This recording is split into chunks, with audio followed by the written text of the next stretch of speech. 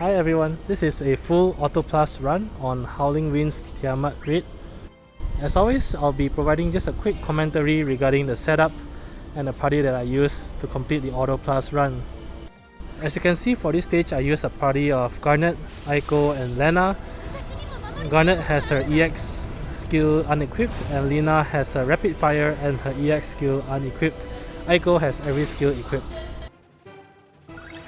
So regarding the party setup, I used Lenna mainly only to prevent the paralysis from the Thunderbolt attack. I find the paralysis debuff to be sort of like an annoyance in this fight, and I'd rather have the 100% debuff evasion to get around the paralysis than to sit through it during the fight.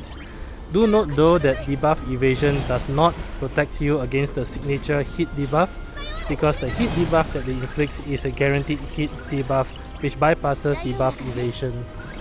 As for Eiko, I use her mainly for the Rebirth Flame protection.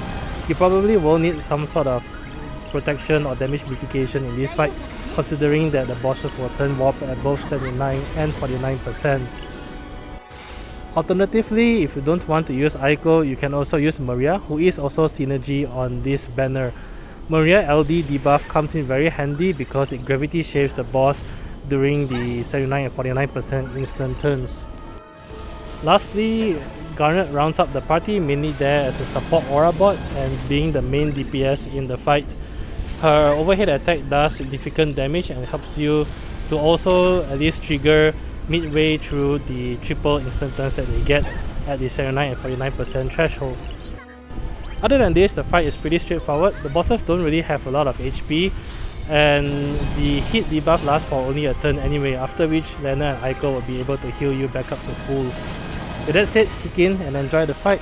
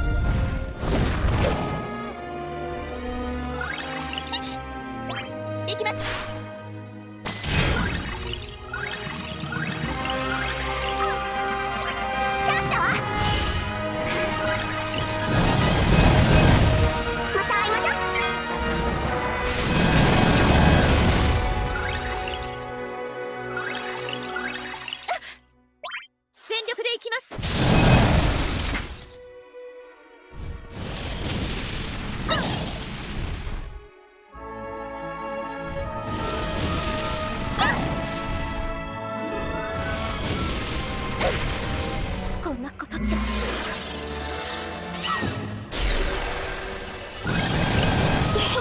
ありがとう。おとなしくして。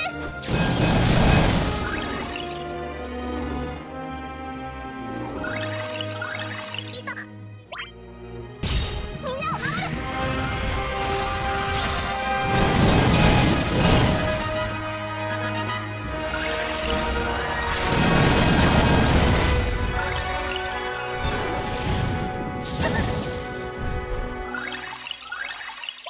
全力でいきます。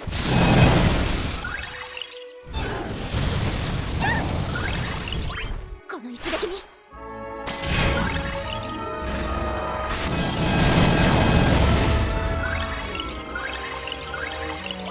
この一撃に。